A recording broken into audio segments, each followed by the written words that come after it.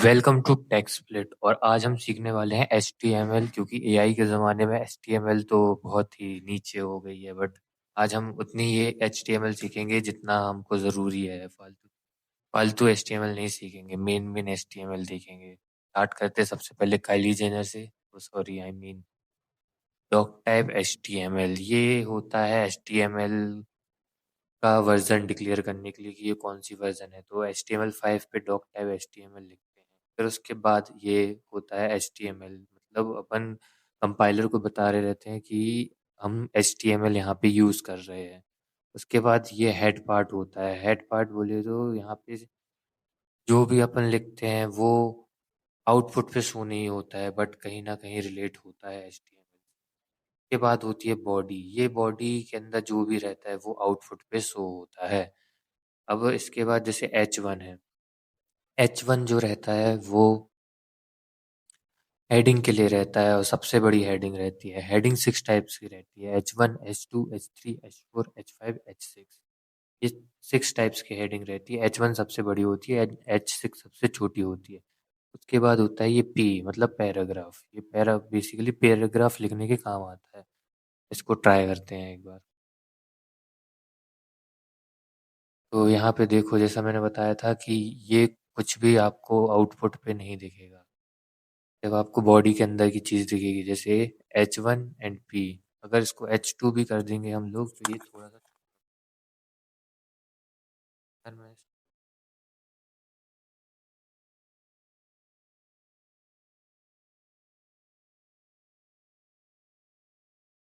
H2 कर देता हूँ, रन कर देता हूँ, तो ये देखो H2 उससे छोटा हो गया। ऐसे H3 और छोटा हो जाता है, H4 और छोटा हो जाता है, एंड H5 और ही छोटा हो जाता है। इसके बाद नेक्स्ट चलते हैं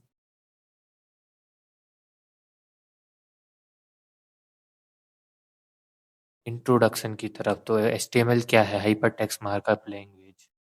ये है जो वेब पेजेस क्रिएटेड करने के काम आते हैं। पहले HTML से ही वेबसाइट्स बनती थी, अब CSS और ये सब आने लगा है। नहीं तो पहले तो HTML से ही बना देते थे फॉर्म वॉर्म और ये सब।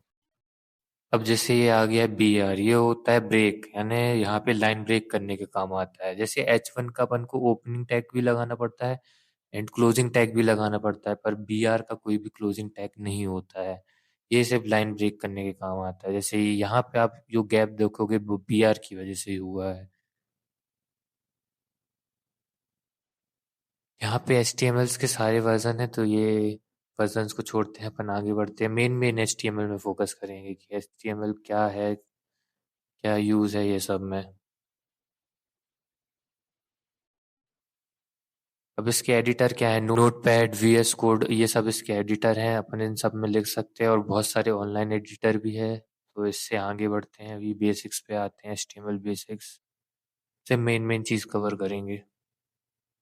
तो ये वही आ गया जो मैंने आपको पहले बताया, डॉक टाइप HTML क्यों काम आता है। ये बेसिकली रिप्रेजेंट करता है HTML5 को। ये हेडिंग्स हो गई एंड देन ये पैराग्राफ हो गए, ये लिंक्स। अब आते हैं लिंक्स पे।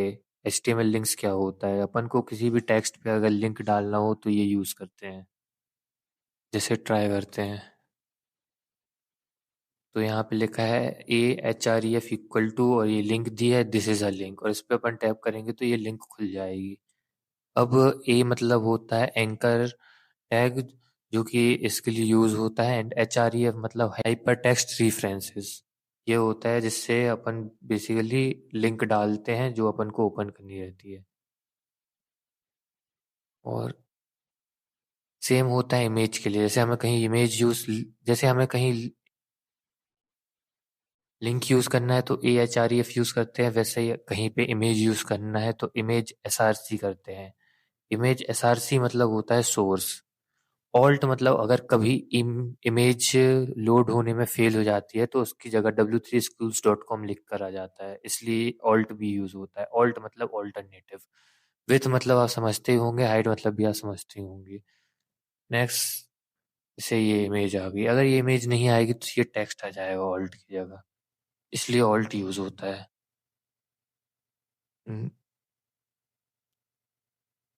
नेक्स्ट चलते हैं एलिमेंट्स पे। एलिमेंट्स बेसिकली वही है कि ये मतलब इसमें क्या-क्या यूज़ होता है? Start tag, element content and and tag. मतलब H1 फिर जो हमें बीच में लिखना है एंड H1 का क्लोजिंग टैग। ये बेसिकली एलिमेंट्स पे आता है। समझते हैं style attribute. Style attribute basically colour और ये सब मतलब आपको CSS अगर कहीं पे भी यूज करनी है HTML के अंदर तो आप स्टाइल एट्रीब्यूट करके कर सकते हो। जैसे यहाँ पे P यानी पैराग्राफ का जो स्टाइल है वो कलर रेड कर दिया है, दिस इज रेड पैराग्राफ कर दिया है। जैसे ओपन करके देखेंगे तो ये रेड रहेगा, अगर हम यहाँ पे ब्लू कर देंगे तो ये ब्लू हो जाएगा।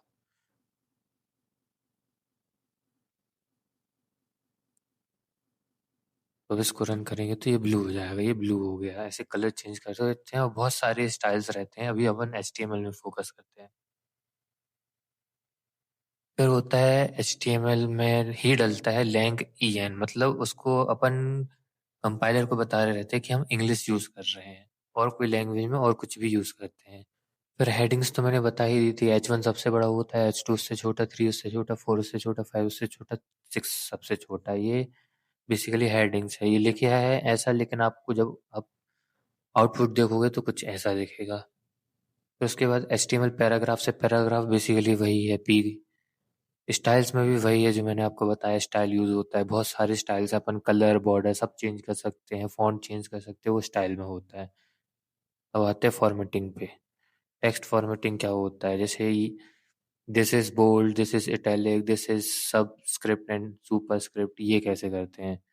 बोल्ड के लिए बी टैग यूज करते हैं और बोल्ड ही के लिए स्ट्रॉन्ग टेक्स्ट भी यूज करते हैं। इसमें इंपॉर्टेंट टेक्स्ट लिखा है पर इससे बोल्ड ही होता है। आई से इटैलिक होता है, EM एम्फेसिस पर वो इटैलिक ही होता है। मार्क से मार्क होता है, स्मॉल से स्मॉल टेक्स्ट हो जाता है। डील से डिलीटेड टेक्स्ट होता है, इनसे इंसर्टेड, सबसे सबस्क्रिप्ट एंड सबसे सुपरस्क्रिप्ट टेक्स्ट हो जाता है। अब जैसे बी देखते हैं, बी से ये बोल्ड हो गया है। जैसे इसको देखोगे तो this is normal, this is bold, ये ऐसे इसको बी को यूज करना पड़ता है। नेक्स्ट चलते हैं स्ट्रॉन्ग पे। स्ट्रॉन्ग बेसिकली बोल्ड ही कर देता है, जैसे ये बोल्ड कर दिया। आप बी यूज करो ताकि स्ट्रॉन्ग यूज करो। HTML5 के पहले स्ट्रॉन्ग ही यूज होता था, इसके बाद बी यूज होने लगा है। इसके बाद आते आई पे। आई पे बेसिकली इटैलिक कर देता है, हल्का सा टेढ़े, इसे ये देखो फॉन्ट चेंज हो जाता है इटैलिक पे। इम्फेसिस में भी सेम वही है, इटैलिक जैसा, जैसे ये इटैलिक सेम वही है, कोई अंतर नहीं है। स्मॉल में थोड़ा सा स्मॉल हो जाएगा और कोई अंतर नहीं है, ये देखो थोड़ा सा स्मॉल हो गया। अब मार्क में बीच में एक जो वो होता है, जैसे ये मार्क हो गया, आप देख सकते हो मिल्क जो है येलो है, अपन इसका कलर भी चेंज कर सकते हैं। डील मतलब डिलीटेड, यानी इसमें एक लाइन हो जाती है, जैसे ये बीच में एक लाइन दे सकते हो, ये मतलब डिलीट हो चुका है। जैसे इंस मतलब ये अंडरलाइन हो गया है, यहाँ पे देख सकते हो। इसके बाद गए तो सब मतलब वही नीचे हो जाता है टेक्स्ट हल्का सा, और सुपर मतलब थोड़ा सा ऊपर हो जाता है, और ज़्यादा कुछ इसमें है नहीं। नेक्स्ट चलते कोटेशन पे। जैसे कोटेशन लगाना हो तो क्या करते हैं? जैसे ब्लैक कोट लगाना है। अब जैसे ये साइट है, जैसे ये इतना यूज़ पे आता नहीं है। जैसे यहाँ पे आपको समझ में आ रहा होगा कि यहाँ पे जो गैप है वो ब्लैक कोट्स की वजह से है, ब्लॉक कोट्स की वजह से है। क्यों मतलब क्या होता है, अब देखते हैं। अब क्यों मतलब आपको ये डबल कोट्स दिख रहे होंगे, इसलिए ये यूज़ होते हैं। बाकी आप अपन डायरेक्टली भी डबल कोट्स डाल सकते हैं, तो ये इतना यूज़ पे नहीं आता है। अब आते हैं एब्रीविएशन पे। एब्रीविएशन बेसिकली यहाँ पे आपको समझ में आ रहा होगा, हु, ये एब्रीविएशन टैग होता है। और ये सारे वही है, ये एड्रेस के लिए यूज़ हो जाएगा, साइट के लिए यूज़ हो जाएगा। अब कमेंट्स देखते हैं, मतलब अगर आपको HTML में कुछ लिखना हो जो आउटपुट पे शो ना करो बॉडी के अंदर, तो फिर आप ऐसे लिख सकते हो। इस तरीके से लिखने से ये शो नहीं करेगा। अब कलर्स पे तो बेसिकली कलर ही मतलब कोई भी RGB ये सब यूज़ होता है, तो ये तो CSS की तरफ आ गए हम। नेक्स्ट चलते हैं, ये तो CSS ही है। लिंक्स में वही है, अपन लिंक्स कैसे यूज़ करते हैं HREF में, मतलब हाइपरटेक्स्ट इमेज पे भी फेविकन आइकन बेसिकली जैसे ये W3 स्कूल्स का यहाँ पे दिख रहा है, वो फेविकन आइकन होता है। तो इसको यूज करने के लिए अपन को ऐसे लिंक लिखना पड़ता है, मतलब लिंक करो REL मतलब आइकन, मतलब REL आइकन टाइप लिख देते हैं इमेज और X आइकन, और HRE मतलब बता ही दिया था आपको। और यहाँ पे अपन अगर कंप्यूटर यूज कर रहे रहते हैं तो यहाँ से ऐसा लिख देते हैं कि इमेज के अंदर जो फेविकन डॉट आइकन है उसको यूज करो, नहीं तो फिर कोई लिंक भी लगा सकते हैं। ये हो गया फेविकन। पेज टाइटल में अपन लिखते हैं कि ये पेज का टाइटल क्या है। टेबल्स बेसिकली HTML में टेबल्स बनती हैं, उसके लिए जैसे ये टेबल कैसे बनाते हैं उसके लिए ये यूज करते हैं टेबल टैग सबसे पहले, फिर table row and table. TR का मतलब होता है टेबल रो, TH का मतलब होता है टेबल हेडिंग, मतलब हेडिंग क्या होने वाली है, एंड TD का मतलब होता है टेबल डाटा, मतलब डाटा उसके अंदर क्या रखना है। इसको अपन देखते हैं, जैसे ये TH मतलब हो गया टेबल हेडिंग, ये तीनों चीजें हेडिंग पे है। TD हो गया मतलब डाटा, तो ये TD सेकेंड डाटा, ये फर्स्ट रो आ गया, ये सेकेंड रो आ गया। ऐसे अपन और भी रो कर सकते हैं। टेबल में बस इतना ही है। एंड बॉर्डर साइज ये सब CSS से हो सकता है, तो अपन इसको भी स्किप करते हैं। अब सबसे इम्पोर्टेंट ये है लिस्ट में बेसिकली अपन क्या करते हैं, जैसे UL होता है अनऑर्डर लिस्ट एंड OL होता है ऑर्डर लिस्ट। UL में आते हैं डॉट्स एंड OL में आते हैं नंबर्स। से यहाँ पे ये देखो आप डॉट्स आ रहे हैं, यहीं पे अगर OL पे देखेंगे आप तो नंबर आ रहे हैं, देखो नंबर।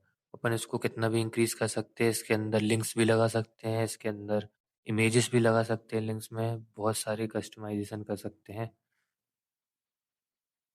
अब आते हैं क्लासेस की तरफ। अगर जैसे एक ही एलिमेंट है और उसमें अपन को क्लासेस देना है, एक ही एलिमेंट है उसको डिफाइन करना है, तो अपन क्लासेस दे सकते हैं। जैसे डिव सिटी है तो सिटी, अगर यहाँ पे सिटी की जगह कंट्री होता है तो अपन कंट्री लगा देते हैं। ऐसे मतलब किसी को भी डिफाइन कर सकते हैं। और CSS के टाइम पे अपन उसको यूज करके उसमें स्टाइलिंग भी कर सकते हैं।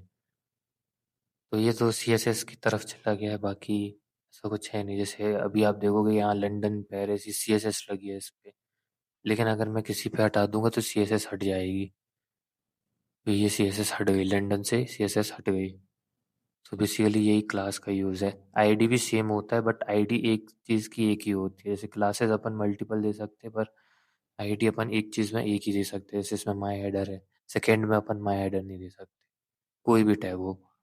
उसके बाद बटन्स, बटन्स बेसिकली ये जो आपको दिख रहे हैं ये सारे बटन्स हैं, ये सारे बटन्स हैं इसको बनाने के लिए। ये बेसिकली अभी ऐसा दिखता है, फिर अपन को इसको स्टाइलिंग करनी पड़ती है कि इसका कलर क्या होगा, बॉर्डर क्या होगा, ये सब CSS से होता है। नेक्स्ट चलते हैं आई फ्रेम में। आई फ्रेम बेसिकली अपन कोई भी चीज़ उठा के कहीं पे भी लगा सकते हैं। जैसे ये W3 स्कूल का ही आई फ्रेम लगा है। इसका सिंटेक्स ऐसा होता है, आई फ्रेम सोर्स रहता है URL टाइटल डिस्क्रिप्शन और आई फ्रेम, और यहाँ पे जो भी लिखना हो वो लिख सकते हैं। URL अपन कोई भी, जैसे अपन इसका भी डाल देंगे तो यही आ जाएगा, आई फ्रेम होता है। अब जावास्क्रिप्ट, अपन नीचे स्क्रिप्ट लिख के जावास्क्रिप्ट भी यूज कर सकते हैं, बट अभी अपन HTML पे फोकस करते हैं। फाइल पाथ पता कैसे लगाते हैं, जैसे मैंने बताया था, जैसे लिंक्स हो तो लिंक्स यूज कर सकते हैं, बट लिंक्स नहीं है तो अपन फाइल पाथ यूज करते हैं। तो जैसे ये इमेज पे गया, इमेज के अंदर पिक्चर डॉट JPG है उसको यूज करेगा। ऐसे अपन फाइल पाथ्स को देखते हैं। अब UTF-8 आने लगा है जिसपे अपन इमोजीज भी सपोर्ट कर सकते हैं, और इमोजीज के कोड कुछ ऐसे होते हैं, अपन को इमोजीज के कोड लेने पड़ते हैं और ऐसे लगा सकते हैं। जैसे S2 पे ये लगा दिया है तो ये लाफिंग वाला आ गया है। जैसे अपन कोई भी इमोजीज यूज कर सकते हैं, बस अपन को चूज करना पड़ता है और वो कोड लगा देना पड़ता है। ये UTF-8 मतलब HTML5 पे सपोर्ट करता है। तो होता है मेटा चार सेट इक्वल टू UTF-8, ये बताने के लिए होता है कि हम कौन सा, ये वेब ब्राउजर को बताता है कि हम कौन सा HTML यूज कर रहे हैं, कौन से कैरेक्टर्स के लिए यूज कर रहे रहते हैं। तो सबसे ज्यादा चलने वाला जो है वो UTF-8 ही है। मोस्टली मोस्टली कंपनी यही यूज करती हैं। उसके बाद आते हैं फॉर्म्स पे। फॉर्म्स क्या होता है, फॉर्म बेसिकली ये इसको बनाने को फॉर्म बोलते हैं। अब फॉर्म बनाने के लिए सबसे पहले फॉर्म टैग यूज़ होता है, उसका क्लोज होता है। अब इस पे इनपुट टाइप करना पड़ता है कि आपको क्या डालना है। टेक्स्ट मतलब इनपुट टाइप आप क्या लोगे, टेक्स्ट लोगे। रेडियो मतलब चॉइसेस होता है, क्लिक चेक चेक बॉक्स होता है, उसके बाद सबमिट होता है, उसके बाद बटन होता है। इसको अपन देखते हैं। से ये है। S2 में ये लिखा है, ये आ गया। अब लेबल लिखा है फॉर एफ नेम मतलब फर्स्ट नेम। इसमें फर्स्ट नेम लेबल कैंसिल बंद हो गया, मतलब लेबल मतलब ये ऊपर जो यूज़ कर रहे हैं वो लेबल है। उसके बाद टाइप अपन क्या करेंगे, टेक्स्ट मतलब क्या चाहिए अपन को, टेक्स्ट चाहिए। उसके बाद और एफ नेम के लिए चाहिए है, नेम होना चाहिए। एफ नेम मतलब इसके लिए हो रहा है। वैल्यू अपन ने जॉन यूज़ करी है, अगर वैल्यू हटा देंगे तो जॉन हट जाएगा, या फिर टाइप योर नेम भी लिख सकते हैं। बी आर मतलब लाइन ब्रेक कर दिया है। सेम लेवल लिया अपन ने इसके लिए, एल नेम मतलब लास्ट नेम के लिए, वहाँ पे ड्यू दे दिया है। फिर उसके बाद नोट है, मतलब ये नोट एंड ये है। अगर यहाँ पे सबमिट लगा दे तो फॉर्म भी सबमिट हो जाता। तो ये हो गया फॉर्म, फॉर्म्स के एट्रीब्यूट टाइप्स और ये बहुत सारी चीज़ें रहती है। अभी अपन आगे बढ़ते हैं। तो यहाँ पे देखेंगे एचटीएमएल टैग्स और ऑर्डर्ड अल्फ़ाबेटिकली, मतलब यहाँ पे आपको सारे एचटीएमएल टैग मिल जाएंगे, जो फालतू भी हैं, जो कोई काम के भी नहीं है, वो सारे मिल जाएंगे। इन्हें आपको कभी यूज़ भी नहीं करने पड़ेंगे। इसमें से कुछ ही है जो यूज़ करने पड़ते हैं। जैसे यहाँ पे एक डिटेल्स है, ये यूज़ करना पड़ता है। यहाँ पे डिटेल्स नीचे डिटेल होके आ जाता है, अपन इसको और देखते हैं एक बार। जैसे ये है। अब अपन ने लिख दिया समरी में ई कॉट सेंटर एंड इसके अंदर पैराग्राफ है। अगर अपन इसको टैप करेंगे तो अंदर की डिटेल्स आ जाएगी। ये यूज़ होता है डिटेल्स के लिए। और इसमें बहुत सारे टैग्स हैं जो आपको डिव बेसिकली किसी भी चीज़ को रैप करने के लिए यूज़ होता है। जैसे अब अपन को एच टू एंड पी एक ही उस पे करना है और मान लो इस पे कोई स्टाइलिंग लगानी है, तो अपन डिव यूज़ करेंगे। एक एग्जांपल का जैसे इसमें दिया है कि माई डिव है, इसके अंदर स्टाइलिंग है, बट इस पे स्टाइलिंग नहीं लग रही है, इस पे स्टाइलिंग नहीं लग रही है, तो अपन डिव यूज़ करते हैं। फिर अगर अपन इसको कॉपी करके ये नीचे डाल देंगे तो ये दो डिव हो जाएंगे सेम। बट अगर इसका नाम चेंज कर देंगे तो दोनों डिव रहेंगे, बट एक की स्टाइलिंग अलग रहेगी, एक की स्टाइलिंग अलग रहेगी। तो ये डिव के लिए यूज़ होता है।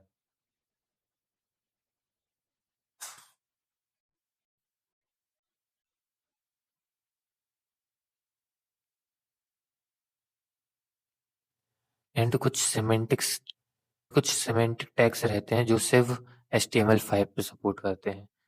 जैसे ये है हेडर, बेसिकली जो वेबसाइट का हेडर है उसके लिए यूज़ होता है। उसके बाद होता है नेव।